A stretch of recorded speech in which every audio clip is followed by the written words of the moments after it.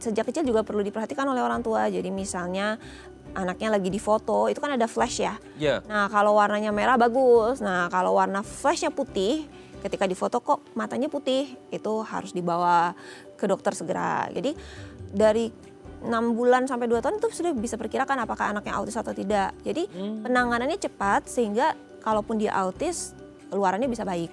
Ibu, anaknya lihat mata ibu tidak, ada kontak tidak, itu kalau tidak ada kan bisa dengan cepat dicari tahu apakah benar ada kelainan. Intinya medical check up memang harus dilakukan minimal tiap 2 bulan atau istilahnya 6 kali dalam setahun. Ketika dia berusia di bawah 2 tahun, ketika 3-5 tahun minimal 2 kali lah.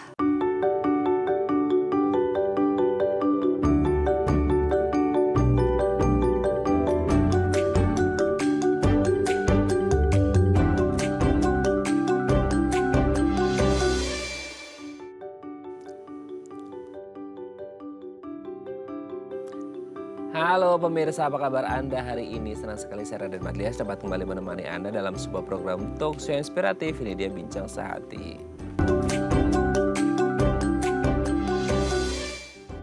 Ya pemirsa, kalau kita ngomongin tentang gimana sih cara ngecek kesehatan kita, penting nggak sih ngecek kesehatan kita, apa manfaatnya?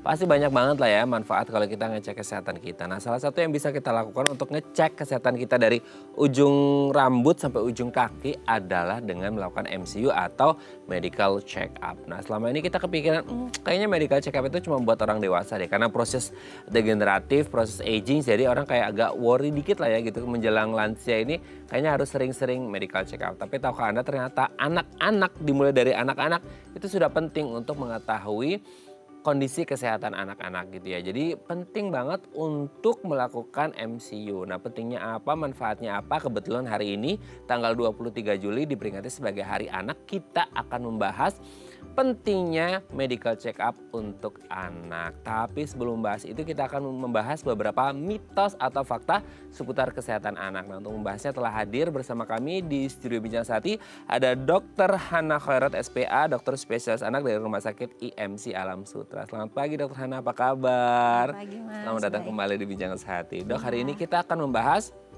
seputar pentingnya MCU untuk anak. Kebetulan hari ini tanggal 23 Juli kan Hari Anak gitu ya.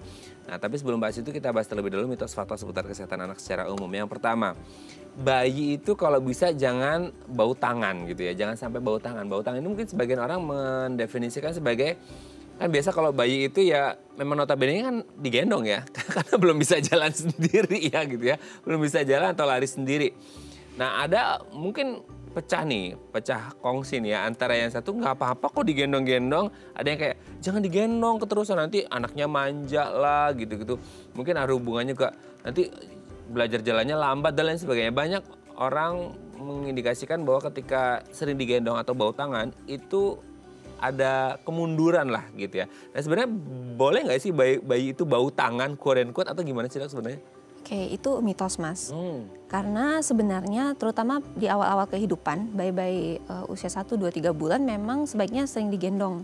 Jadi kalau bayinya merasa tidak nyaman atau rewel, memang gendongan dari orang tua itu bisa membuat bayinya menjadi lebih tenang dan ternyata penelitiannya ketika dia dewasa nanti dia akan menjadi pribadi yang lebih tenang dibandingkan bayi-bayi yang dibiarkan menangis. Begitu saja. Dan ternyata ketika dia digendong biasanya kan diajak bicara nih dengan orang tuanya kan. Nah itu membuat si bayi ini juga nanti akan belajar kemampuan bicara sehingga biasanya lebih cerdas dan juga pertumbuhan perkembangannya lebih baik. Ikatan emosionalnya dengan orang tua juga lebih baik. Jadi tidak apa, yang tidak boleh ketika anaknya umur sudah besar 5 tahun digendong-gendong terus karena menangis. Nah seperti itu memang bisa buat manja. Oke. Dok, pernah tuh kalau nggak salah ya, saya ada pernah baca itu. Jadi kayak tadi Dokter Hana juga sudah menyebutkan bagaimana dengan menggendong itu bisa menenangkan si anak gitu ya. Ada namanya skin to skin gitu ya. Skin to skin contact ketika bahkan pernah tuh saya baru beberapa hari kemarin. Jadi kayak ada istri yang WA suaminya, anaknya katanya demam gitu ya.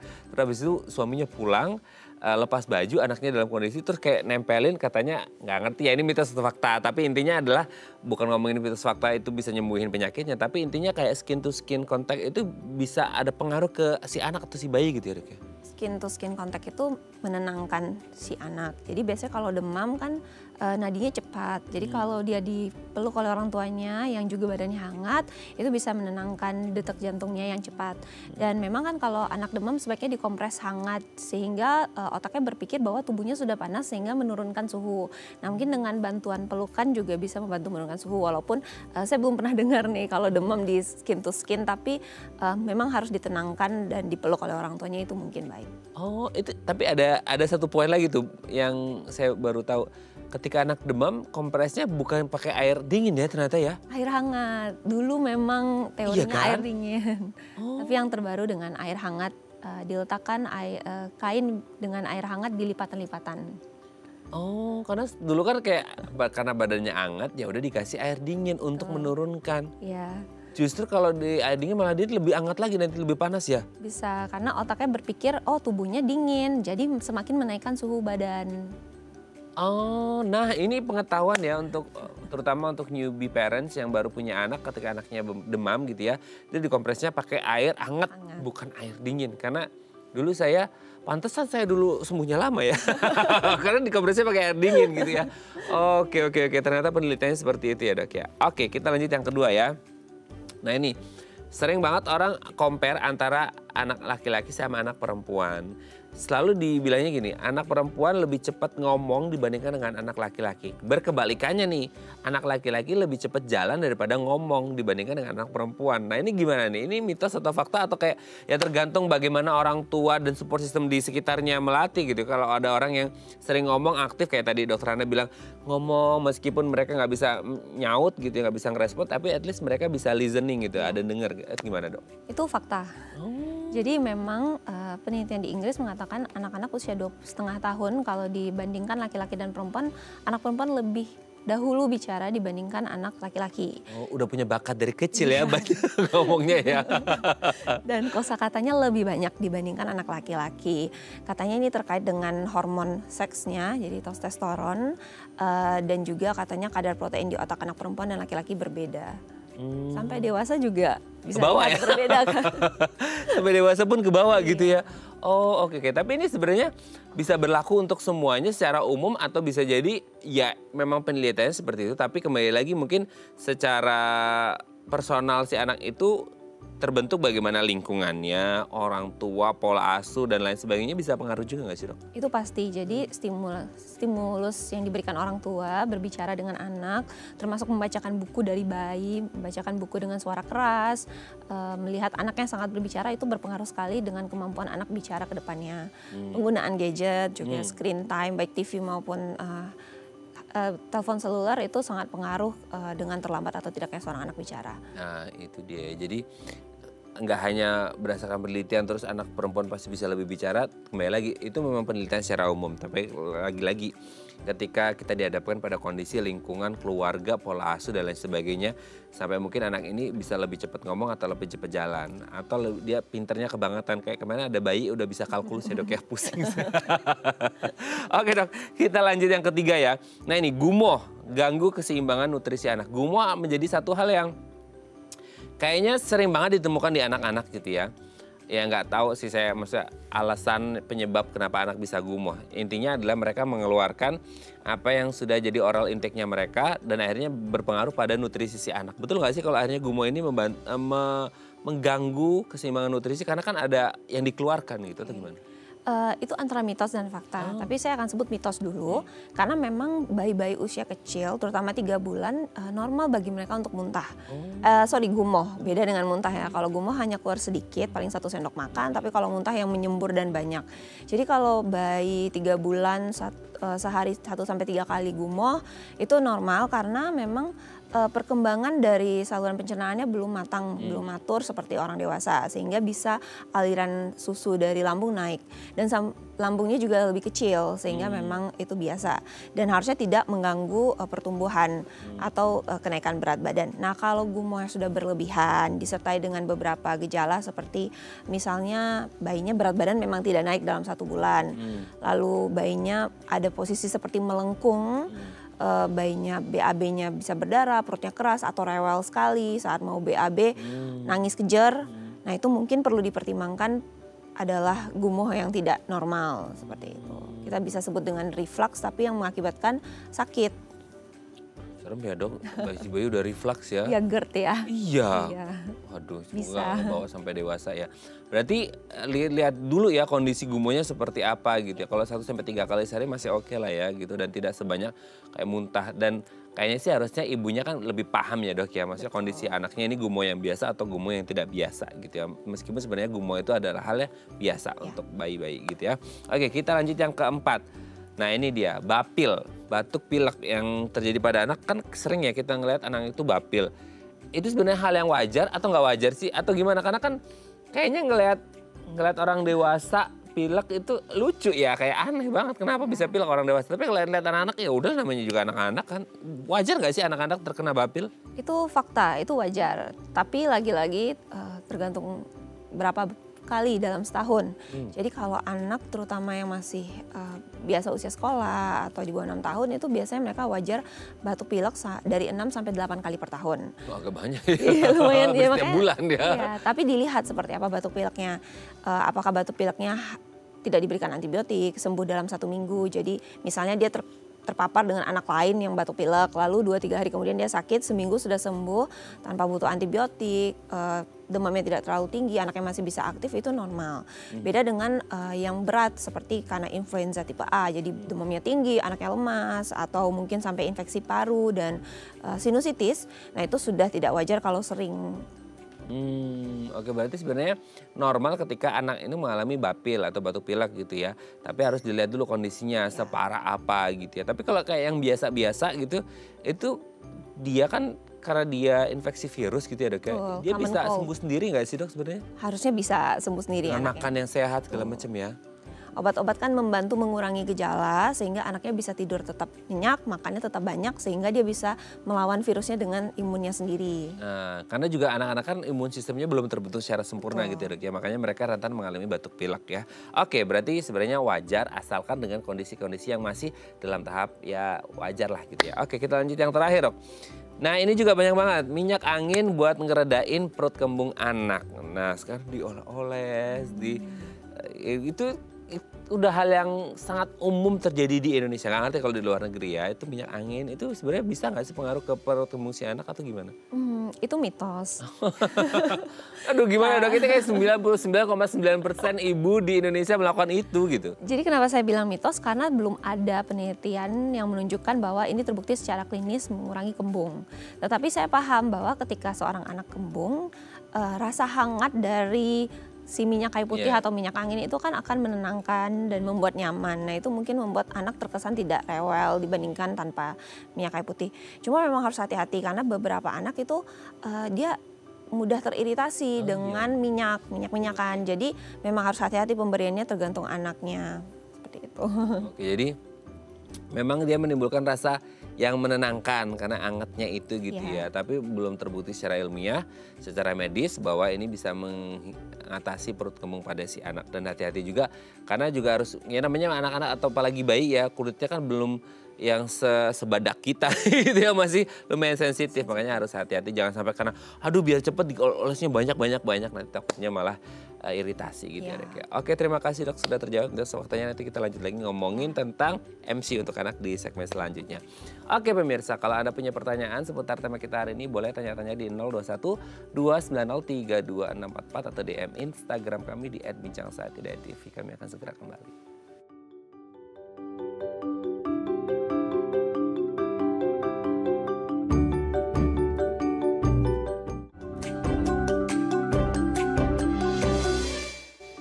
Baik, Anda masih bersama kami di Bincang Sehati dan kita masih membahas tema kita hari ini seputar pentingnya MCU atau Medical Check Up untuk anak dalam rangka Hari Anak Nasional hari ini tanggal 23 Juli. Kita akan berfokus pada kesehatan anak terutama di Indonesia ya. Nah, kalau Anda punya pertanyaan seputar anak Anda, boleh tanya-tanya di 021 290 32644 atau DM Instagram kami di @bincangsaatidayatv. Kita masih bersama dengan Dr. Hana Khairat SPA, dokter spesialis anak dari Rumah Sakit IMC Alam Sutra. Oke dok, kita ngomongin anak dan MCU. Sebelum ngomongin anaknya, MCU, Medical Check Up. Selama ini mungkin orang tahu lah ya Medical Check Up, tapi kan mungkin banyak yang nggak pernah sama sekali MCU seumur hidup mungkin ya gitu ya. Mungkin hanya ketika lagi Car Free Day ini cek gula sama kolesterol dan lain sebagainya gitu ya. Nah ini kan satu hal yang sebenarnya sudah umum tapi banyak orang belum paham. Nah kalau ngomongin medical check up itu sendiri prosedurnya seperti apa sih? Maksudnya kayak ada manfaatnya kah? Prosedurnya apa aja? Takutnya nih ya dok ya, karena orang kepikiran tuh kalau medical check up, wah nanti takut nanti ketahuan punya penyakit apa, malah jadi overthinking katanya gitu dok, gimana tuh? Medical check up itu adalah screening intinya. Screening untuk mencari tahu kondisi atau kesehatan seseorang. Nah, screening di sini yang penting. Jadi, screening itu adalah melakukan suatu pemeriksaan terhadap populasi yang sehat. Jadi, kalau anak ya anak yang sehat. Jadi memang mencari tahu apakah ada yang sakit, apakah ada yang gangguan atau yang tidak seharusnya. Jadi ya memang mencari sakit. mencari celahnya gitu ya.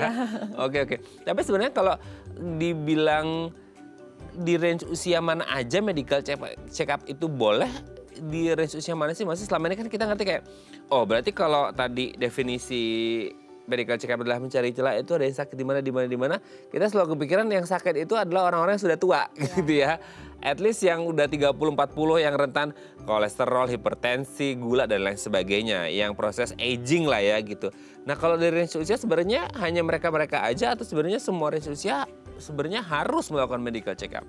Sebenarnya semua range usia. Medical check up itu kita lakukan sebenarnya biasanya dari bahkan bayi baru lahir. Oh bisa Jadi, ya? Bisa, dan harus dilakukan oleh dokter anak. Jadi bayi baru lahir harus dicari tahu apakah ada kelainan, bawaan, apakah ada gangguan dari pertumbuhan, perkembangan, seperti itu. Kan periksa semua anggota tubuh bayi itu termasuk medical check up sebenarnya. Oh oke. Nah kalau untuk anak itu sendiri maksudnya kan apa ya, kalau ibu hamil itu ada prenatal sampai akhirnya proses persalinan gitu ya. Nah itu kan semuanya prosesnya kalau tunduk dan patuh pada peraturan kan berarti semuanya terrecord ya, terekam seperti itu. Nah sebenarnya ketika anak sudah lahir dan harus medical check up, ini sebenarnya yang terrecord, yang terekam dari awal banget hamil dan lain sebagainya sampai dia lahir tuh bisa kerekam gak sih? Maksudnya kayak bisa menentukan anak ini nanti lahir dalam kondisi seperti apa gitu? Bisa, karena kan ketika hamil setahu saya setiap 3 bulan tuh harus ke feto maternal ya, sebaiknya dilakukan USG untuk melihat, sebenarnya dokter obgyn biasa juga bisa untuk melihat apakah ada kelainan bawaan pada saat dari kehamilan. Nah nanti itu seharusnya sudah bisa diidentifikasi kemungkinan ada kelainan yang akan dibawa oleh bayinya ketika dia mau lahir, itu harusnya diberitahu kepada dokter anaknya. Jadi dokter anaknya udah siap-siap ini apa yang harus dilakukan. Misal ada kelainan ginjal, jadi ketika lahir nanti dokter anaknya mungkin sudah memperkirakan apakah perlu dilakukan USG ginjal, apakah perlu diberikan antibiotik pencegahan infeksi dan macam-macam. Jadi memang apa yang dilakukan selama kehamilan itu perlu diberitahu kepada dokter anak ketika lahir.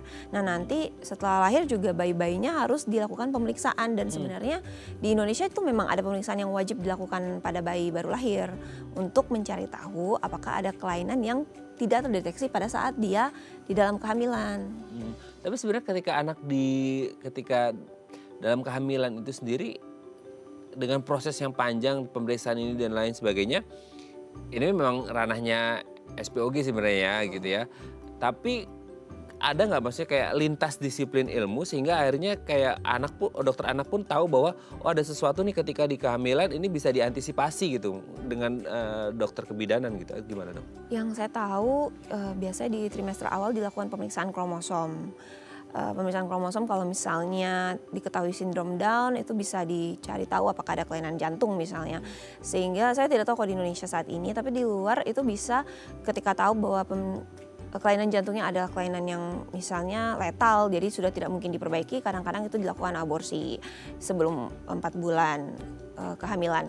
Dan beberapa mungkin memang ketika lahir langsung dilakukan konsultasi ke dokter jantung kalau memang ternyata prediksinya kelainan jantungnya masih bisa diperbaiki. Dan ya seperti itu, termasuk kelainan organ lainnya. Oke, jadi penting banget ya untuk itulah ya, kadang-kadang kita diedukasi untuk jaga banget ya dari promil sampai anak lahir itu ya semata-mata demi kebaikan anak, kesehatan anak dan ibunya pastinya. Oke dok, nanti kita lanjut lagi ya di segmen selanjutnya. Oke pemirsa, kalau Anda masih punya pertanyaan seputar tema kita hari ini boleh tanya-tanya di 021 290 3244 atau DM Instagram kami di @bincangsatirtv. Kami akan segera kembali.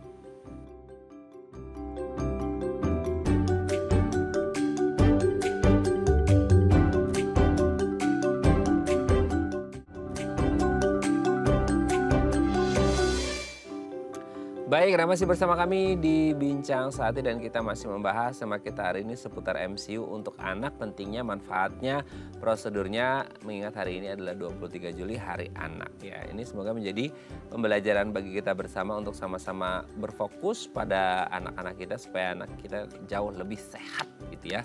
Oke, kita masih bersama dengan Dr. Hana Khairat SPA, dokter spesialis anak dari Rumah Sakit IMC Alam Sutra. Oke dok, kita lanjut lagi. Tapi sebenarnya kalau ngomongin anak-anak gitu ya, kan selama ini kayak kalau orang dewasa itu apa ya dok ya, kayak gula, terus EKG dan beberapa yang lainnya itu bisa jadi kayak proses pemeriksaan MCU-nya bisa sama atau beda atau gimana sih dok? Oke, jadi sebenarnya memang normalnya setiap anak itu ketika dia imunisasi itu dilakukan pemeriksaan menyeluruh oleh dokter spesialis anaknya.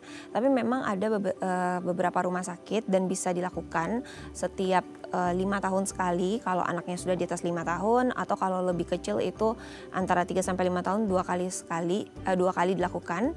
Itu untuk melakukan pemeriksaan lengkap tadi, misalnya termasuk pemeriksaan gula, kolesterol, itu juga perlu dilakukan pada anak.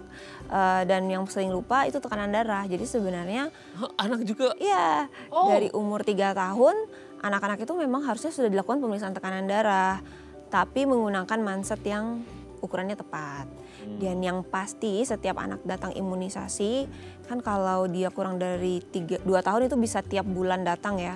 Kalau kurang 5 tahun itu bisa tiap tahun, itu perlu dilakukan pemeriksaan gizi, tumbuh kembang, jadi kenaikan berat badan, panjang atau tinggi badan, dan juga perkembangannya apakah sudah sesuai dengan seharusnya.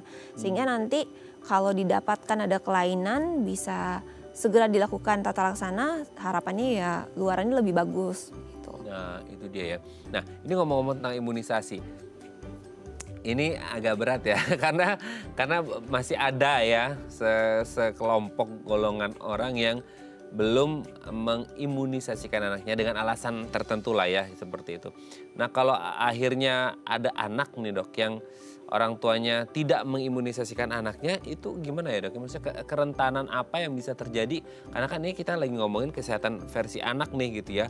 Ketika akhirnya mungkin ya ada satu masa dia mau masuk sekolah nih, karena kebetulan baru-baru sekolah nih anak masuk gitu ya.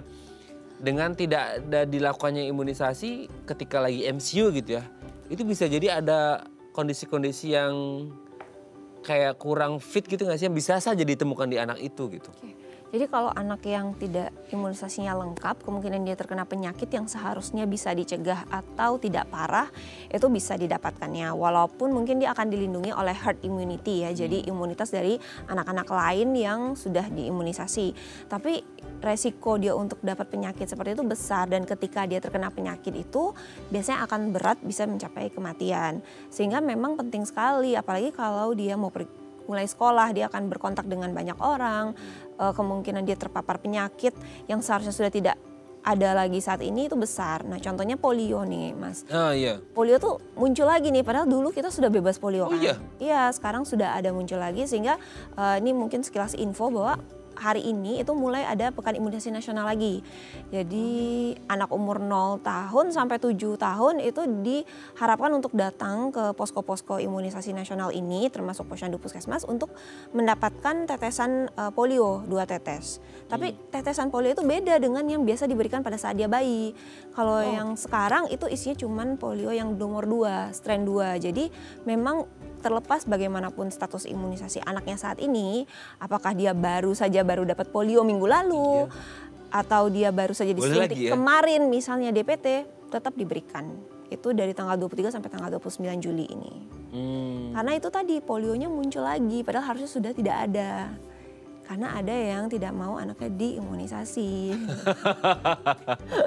Nah inilah ya, ya ini bukan ngomongin imunisasi, itu bukan hanya ngomongin anak sendiri gitu ya. Tapi ini ngomongin anak bersama ya. Karena bagaimanapun ini demi kebaikan dan kesehatan anak-anak terutama di Indonesia seperti itu. Tapi kalau kita ngomongin, oke, anak ini kan jadi gini dok, ini jadi perbincangan banyak orang ya ketika ngomongin, tuh tapi anak imunisasi masih bisa sakit kok, jadi gunanya apa? Nah ini perlu diluruskan juga mungkin ya, ini ada hubungannya dengan kesehatan anak sehingga ketika MC anaknya sih baik-baik aja gitu ya. Fix nggak kalau setelah diimunisasi anak ini pasti akan sehat dan tidak akan terserang berbagai jenis penyakit sehingga ketika di MCU dia sehat-sehat aja. Jangan sampai ada yang bilang gini, udah diimunisasi di MCU kok malah ada penyakit ini itu dan lain sebagainya gitu dok. Masih mungkin, jadi walaupun anak diimunisasi dia masih mungkin dapat penyakit itu. Misalnya saja influenza, dia divaksin tiap tahun influenza, tapi dia masih bisa sakit influenza dalam 1 tahun tersebut. Tapi ketika dia terkena influenza, dia tidak akan separah anak yang tanpa imunisasi. Yang kedua, tentu dia lebih cepat sembuh, kemungkinan dirawatnya lebih kecil, orang tua juga tidak keluar uang lebih banyak. Jadi sebenarnya lebih menguntungkan jika anak diimunisasi. Oke. Nah, dengan kondisi ini kan seharusnya menjadi bahan edukasi bersama bahwasanya penting sekali melakukan imunisasi demi kesehatan anak. Jadi ketika mungkin anak sekarang nih baru masuk sekolah dan lain sebagainya, mereka harus ketemu dengan teman-teman baru, kondisi yang baru, lingkungan yang baru, kesehatan mereka udah oke. Kalaupun harus kayak medical check up dulu deh buat ngetahuin kondisi anak, mereka udah siap gitu ya dok ya. Nah, kalau pas lagi medical check up nih si anak-anak, ini ada nggak sih maksudnya organ yang paling dituju atau yang jadi utamanya yang kayak ini kayaknya anak-anak ini misal di bagian otaknya kah atau di bagian apa yang akhirnya jadi perhatian bersama. Kalau orang dewasa kan kayaknya metabolismenya ya gitu ya, kayak kardiovaskular dan lain sebagainya deh gitu. Kalau anak ada nggak sih dok yang spesifik? Sebenarnya semua organnya itu penting, tapi beberapa organ memang tergantung usia. Misal bayi baru lahir itu yang terutama organ-organ yang bisa mengganggu pertumbuhan perkembangan di kemudian hari. Seperti pendengaran. Jadi ada tuh pemeriksaan ketika bayinya masih dirawat sebelum pulang pasca lahiran, itu dilakukan pemeriksaan namanya OAE untuk melihat apakah ada kelainan pendengaran bawaan. Lalu mata juga penting. Jadi di awal-awal kelahiran bayi itu dilakukan pemeriksaan mata untuk melihat apakah refleksnya ada refleks cahaya merah. Jadi misalnya dan sejak kecil juga perlu diperhatikan oleh orang tua. Jadi misalnya anaknya lagi difoto itu kan ada flash ya. Nah kalau warnanya merah bagus. Nah kalau warna flashnya putih, ketika difoto kok matanya putih, itu harus dibawa ke dokter segera gitu. Jadi itu salah satu contoh yang dilakukan pemeriksaan. Kalau seperti diabetes, kolesterol itu biasanya kita lakukan ketika anaknya sudah lebih dewasa.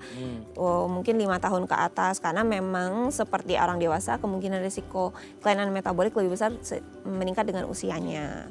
Tapi jangan lupa juga ada MCU perkembangan anak. Jadi tidak hanya secara fisik tapi juga menilai apakah anak itu ada kelainan secara sosial, misalnya autis atau hiperaktif.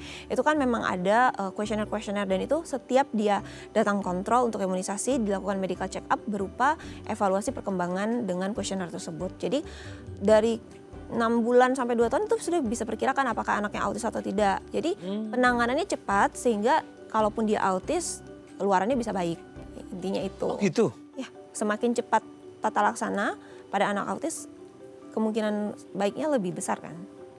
Oh oke. Ini kan selama ini mungkin gini, orang dengan autism itu karena terlambat kali ya dok ya penanganan orang tua dan nggak notice bahwasanya itu bisa dinilai dari usia 6 bulan ya sampai 2 tahun itu bisa kelihatan. Makanya gimana dok? Apakah anaknya ada menunjuk atau tidak, itu menunjukkan tanda-tanda awal. Oh oke. Jadi sebenarnya kalau kita ngomongin autism itu bisa dilihat sedari dini sehingga orang tua bisa melakukan tindakan lebih awal gitu ya. Kontak mata, anaknya ada kontak mata tidak? Itu sudah cepat kalau orang tuanya sadar dan ditanya oleh. Jadi perkembangan itu ada kuesionernya, misalnya Denver. Nah kalau dokter anaknya periksa dan tanya, ibu anaknya lihat mata ibu tidak? Ada kontak tidak? Itu kalau tidak ada kan bisa dengan cepat dicari tahu apakah benar ada kelainan. Intinya medical check up memang harus dilakukan minimal tiap 2 bulan atau istilahnya 6 kali dalam setahun. Ketika dia berusia di bawah 2 tahun, ketika 3-5 tahun minimal 2 kali lah ada bertemu dengan dokter untuk periksa. Ya makanya sering dibilang sebelum 5 tahun itu golden age-nya mereka ya. Sehingga jadi kayak golden period-nya mereka untuk waduh ini perkembangannya itu benar-benar pertumbuhan dan perkembangannya harus dilihat secara saksama supaya tidak terjadi hal-hal yang tidak diinginkan. Oke dok, nanti kita lanjut lagi ya di segmen selanjutnya ya. Oke pemirsa, kalau Anda masih punya pertanyaan seputar tema kita hari ini boleh tanya-tanya di 0212903244 atau DM Instagram kami di @bincangsaat.tv. Kami akan segera kembali.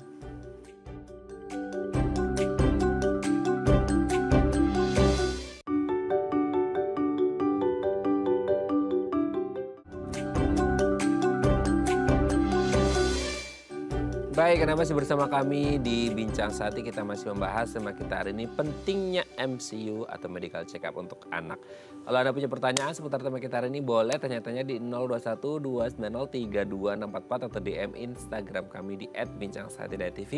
Kita masih bersama dengan Dr. Hana Khairat SPA, dokter spesialis anak dari Rumah Sakit IMC Alam Sutra. Oke, kita lanjut lagi. Ini tadi ada satu poin yang Dokter Hana sebutkan terkait masalah gizi ya. Kalau kita ngomongin anak, ya itu PR banget ya untuk orang tua yang picky eater. Langsung karena ada istilah lagi selective eater gitu. Jadi kayak, kayak udah sungutnya berdiri tuh orang tua kalau ngomongin makan pada anak.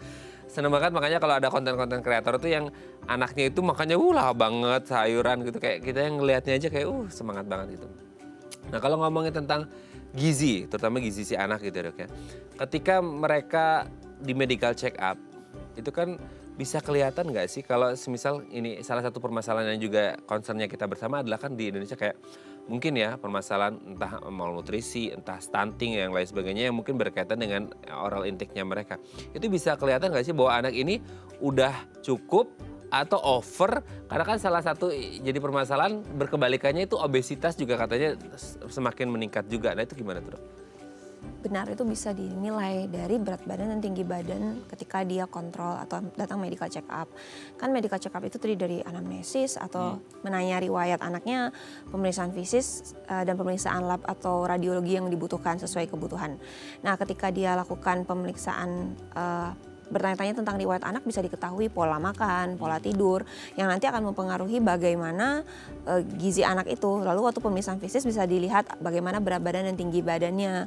Pertambahan berat badan dan tinggi badannya apakah normal sesuai dengan usianya, itu nanti akan mencetuskan kesimpulan bahwa oke, anak ini makannya berarti bagus, berarti gizinya cukup.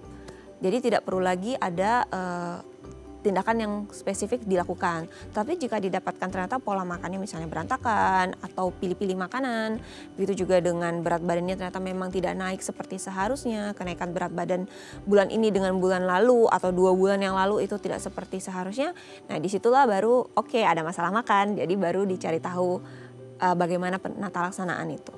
Nah sebenarnya dokter sebagai dokter anak pernah nggak sih nemuin anak, bukan pernah ya, sering ya, nemuin anak tuh mut-mutan makan. Kayaknya sering nggak sih ya dok ya. Nah itu gimana, itu kan pasti pengaruh juga ke asupan nutrisi mereka dong. Dan ketika lagi ngomongin mau MCU secara fisik mungkin nggak kelihatan, tapi akhirnya kelihatan wah ini kurang nih gitu nutrisinya, gimana tuh dok? Ya itu memang benar, saya sering. Intinya adalah biasanya permasalahan itu terjadi karena tidak ditangani dari awal. Ketika dia MPASI 6 bulan, tidak dilakukan feeding rule, sehingga anaknya terbiasa memilih-milih makanan, makan sesukanya tanpa waktu yang jelas. Sehingga berkepanjangan, nanti berakhir dengan berat badannya tidak naik, lalu pendek, stunting, seperti itu. Jadi memang gunanya dilakukan medical check up rutin ketika imunisasi setiap bulan. Jadi ketika kurvanya sudah mulai melandai, belum potong kurva bawah, itu dokter anaknya sudah bilang ini ada masalah karena kurvanya tidak naik atau tidak mengikuti kurva seharusnya.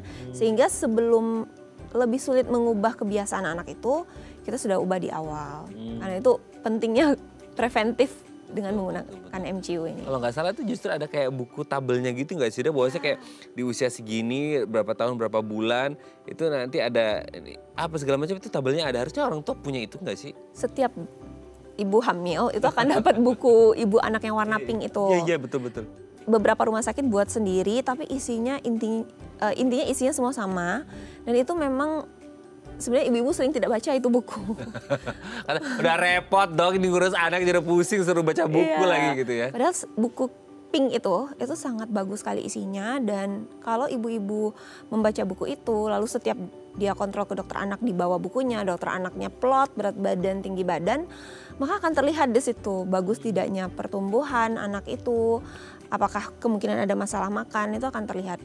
Termasuk di situ dijelaskan bagaimana cara memberi makan anak, seberapa banyak, itu ada semua di buku pink. Iya tuh seberapa banyak, itu kayaknya banyak yang harus tahu deh. Maksudnya kayak porsi nasi, terus lauknya apa segala macamnya itu penting gak sih? Ada. Jadi mungkin gini, ketika ada hasil dari MCO bahwa asupan nutrisinya kurang, semisal di nutrisi gitu ya, perlu nggak sih untuk kayak lintas disiplin ilmu nanti dari dokter anak minta rekomendasi ke dokter gizi gitu, atau sebenarnya bisa ditangani oleh dokter anak atau gimana? Oke, jadi kalau dokter anak itu sendiri kita sudah belajar gizi anak. Jadi biasanya kita cari tahu dulu nih permasalahannya apa, apakah feeding rules atau beberapa anak ada gangguan oromotor. Jadi karena dia waktu MPASI tidak naik tekstur seperti seharusnya, orang tua sering memberikan ketika makan diberikan kuah sehingga dia lembek, akibatnya ketika besar dia biasanya ngemut, makannya di depan saja, tidak digeraham, jadi makan daging itu tidak mau, maunya yang lunak-lunak, atau malah tidak mau yang lunak, maunya yang keras. Nah yang seperti itu biasanya memang kita konsulkan ke rehab medik untuk dievaluasi oromotor dan tata laksana juga sekaligus di fisioterapi seperti itu. Biasanya gitu. Tapi untuk hitungan kalori, kebutuhannya, makannya apa itu biasanya kita dokter anak sendiri bisa lakukan. Bisa ya. Oke, tuh PR banget ya jadi orang tua. Ya itulah yang namanya anak ya, titipan Tuhan. Oke dok, sebelum kita lanjut ini ada DM Instagram, saya bacakan dari Bu Farah. Bu Farah, dok gizi utama buat anak apa aja dan bisa didapat dari mana aja ya? Pas banget lagi kita ngomong gizi ya. Ada ciri nggak kalau anak udah mulai kekurangan gizi? Pengaruh ke kecerdasannya nggak ya? Banyak nih pertanyaannya Bu Farah ya. Oke, ada 3 nih ya kalau nggak salah. Gizi utama anak bisa didapat dari mana aja? Ciri anak kalau kekurangan gizi dan pengaruh ke kecerdasan enggak? Nah, gimana? Jadi yang pertama gizi anak dapat dari mana? Gizi anak dapat dari makanan. Iya. Oke. Dari makanan yang lengkap dan seimbang. Jadi ada karbohidrat, ada protein, ada lemak dan ada sayuran serta buah. Mungkin di awal usia 2 tahun sayur buah belum terlalu banyak karena nanti bisa bikin kenyang, sedangkan yang kita harapkan hanya serat saja. Nah lalu bagaimana kita tahu anak itu kurang gizi atau tidak? Diplot ke kurva. Jadi ketika kontrol atau ibunya sendiri bisa plot. Jadi ukur berat badan, tinggi badan, diletakkan di kurva. Kalau sudah menjauhi garis hijau, baik ke atas atau ke bawah, itu adalah tanda bahaya. Lalu yang penting juga adalah ibu-ibu harus tahu nih cara pengukuran berat badan dan tinggi badannya benar. Jadi ketika medical check up, lihat perawatnya atau petugasnya bagaimana mengukur berat badan tinggi badan. Kalau kurang dari 2 tahun itu berat badan harus tidur kan, biasanya tinggi badan terutama. Tinggi badan kurang dari 2 tahun harus tiduran. Kalau dia tinggi badan di atas 2 tahun, anaknya harus berdiri, apakah pakai sepatu atau tidak, ketika ukur berat badan pakai pakaian atau tidak, karena pakaian saja bisa menambah sekian gram. Gitu. Lalu apakah posisi anak ketika ukuran tinggi badan lurus, itu penting sekali. Jadi tidak hanya melakukan secara teratur tapi juga benar. Nah tadi pertanyaan yang terakhir, kecerdasan, pengaruh sekali. Terutama di 2 tahun pertama yang 1000 hari masa kehidupan itu penting sekali. Kalau sampai berat badan tidak naik karena asupannya kurang, berakhir dengan stunting, itu IQ-nya akan hilang lah pasti beberapa poin seperti itu. Nah jadi gini, mungkin yang lebih detail lagi dari pertanyaan Bu Farah ya kalau nggak salah. Itu kan kayak dapatnya dari mana aja makan ya dokter anak gitu. Makan. Nah mungkin bisa nggak sih kasih contoh yang hari-hari yang nggak usah yang mahal-mahal deh dok. Maksudnya yang simpel-simpel yang bisa kita temukan lah di sekitar rumah atau di pasar gitu. Yang makan makanan entah sayuran atau buah-buahan yang bisa support mereka gitu. Sehingga ibu-ibu ini jadi kayak mungkin itu ada sih, harusnya di buku pink itu ada ya dok. Harusnya sih ada ya kan. Harusnya sih ada. Tapi mungkin karena ibunya lagi ini mungkin juga lagi nonton sambil masak gitu atau sambil ngasuh anak gitu. Itu makanan apa yang basicnya aja deh gitu. Basic intinya ada karbohidrat, nasi. Harus nasi merah nggak sih? Jangan mah. Oh jangan? Boleh tapi maksudnya nasi putih juga tidak apa-apa. Maksudnya tidak harus nasi gitu. Mau kentang, mau spaghetti, mau pizza, yang penting karbohidrat ada. Tapi katanya itu kalau di mashed potato boleh dong? Boleh. Kan potato juga karbohidrat. Jadi ada karbohidrat, cuman mungkin ibunya harus tanya ke dokter anaknya, kalau usia sekian, kalau di buku pink kan ada nasi ya. Jadi saya butuh nasi sebanyak ini. Kalau dilihat kentang tuh seberapa banyak agar cukup seperti nasi yang sebanyak ini seharusnya. Lalu lauk juga, ikan, daging, ayam, semua itu kan mengandung protein dan juga lemak. Itu ada konversinya tuh, kalau butuh kalori sekian, usia sekian butuh kalori sekian, maka proteinnya sebanyak ini, dagingnya sebanyak ini. Kalau daging sebanyak ini tuh sama dengan ikan sebanyak ini. Itu memang harus tanya dokter anak atau lihat buku pingnya. Nah, sayur biasanya memang tidak banyak, tapi memang harus tetap diberikan sayur atau buah seperti itu. Intinya semua ada di buku ping. Kalau bingung konversinya, pada saat imunisasi tanya ke dokter anak. Iya. Gitu. Karena biasanya gini, itu kan pakai misal gramasinya pakai gram gitu segala macam, cc, air segala macam. Itu kan mungkin ibu-ibu agak ribet ya dok ya gitu. Itu bisa kayak dipandu sekali, harusnya kan kedepannya ibunya harus bisa sendiri dong gitu. Itu gimana? Memang jadi kalau di buku ping tuh kelihatan tuh tidak perlu pakai gram, ada gambar namanya isi piringku.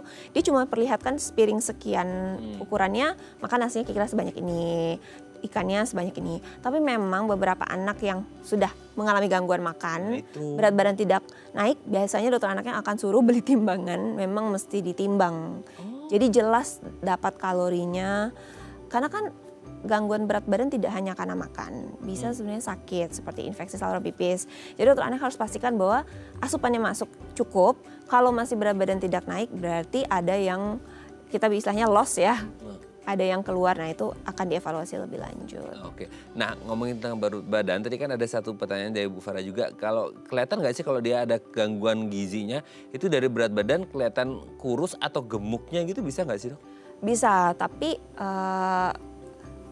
itu sudah cukup banyak gangguan ya untuk bisa kelihatan kurus sekali atau gemuk sekali. Yang berbahaya itu kan yang di awal-awal ya, ketika sebenarnya tidak terlalu terlihat dia mengurus, tapi sebenarnya dia sudah gangguan gizi gitu. Nah itu memang harus dari plot. Tapi bisa anaknya terlihat tidak ceria, tidak aktif, mudah sakit, mudah batuk pilek yang berat, atau anaknya tampak terlalu kurus. Ketika belajar tidak menangkap dengan cepat, nah itu bisa dipertimbangkan sih kemungkinan gangguan gizi.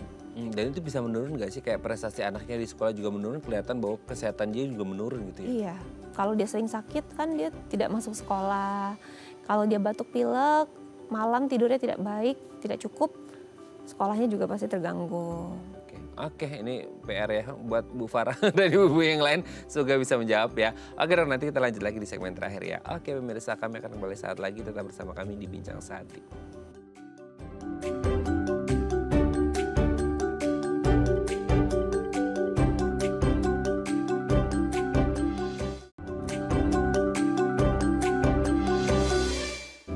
Baik, karena masih bersama kami di Bincang Sehati dan kita masih membahas sama kita hari ini seputar pentingnya MCU untuk anak, masih bersama dengan Dr. Hana Khairat SPA, dokter spesialis anak dari Rumah Sakit IMC Alam Sutra. Oke, dok, kalau kita ngomongin MCU gitu ya, ini kan biasanya kalau orang dewasa itu MCU itu harus puasa ya kalau nggak salah. Nah kalau untuk anak-anak perlu nggak atau gimana?